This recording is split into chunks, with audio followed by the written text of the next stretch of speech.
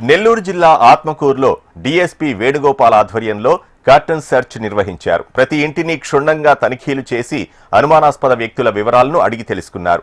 తనిఖీల్లో 43 బైక్లు, 5 ఆటోలను సీజ్ చేశారు. అనంతరం కాలనీ వాసులకు రోడ్డు భద్రత, నేరాల నియంత్రణ, మహిళల రక్షణ చట్టాలపై డీఎస్పీ వేణుగోపాల్ అవగాహన కల్పించారు.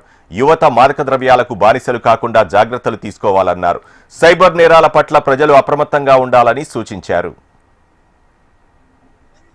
ఉత్తర్వుల మేరకు ఈరోజు మన అనంతపురం మన ఆత్మకూరు టౌన్లో ఈ తిప్ప ప్రాంతంలో కార్డన్ సర్చ్ చేయడం జరిగింది.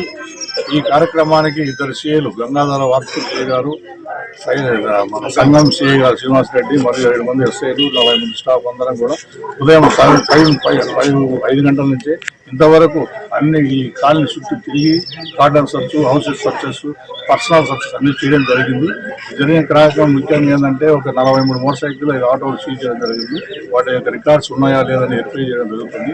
ఈ కాలనీ వాసులందరినీ కూడా ఒక దగ్గర పెట్టి వాళ్ళందరికీ కూడా అవేర్నెస్ కల్పించడం జరిగింది. ముఖ్యంగా ఈ రోడ్ యాక్సిడెంట్ సంబంధించి, మాదక ద్రవ్యాలకు సంబంధించి, అదేవిధంగా ఈ కాలనీలో ఎటువంటి సమస్య వచ్చినా టోల్ ఫ్రీ నెంబర్ 112 కానీ, police SI number, CI number, అదేవిధంగా డిఎస్పీ నెంబర్ ఇవ్వడం జరిగింది.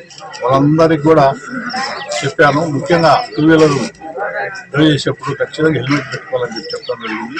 అదేవిధంగా ఈ టైం ఒక 3 డేస్ ఇచ్చాను. 3 డేస్ తర్వాత ప్రతి ఒక్కరు హెల్మెట్ పెట్టుకోవాలా, బయటకు రావాలా.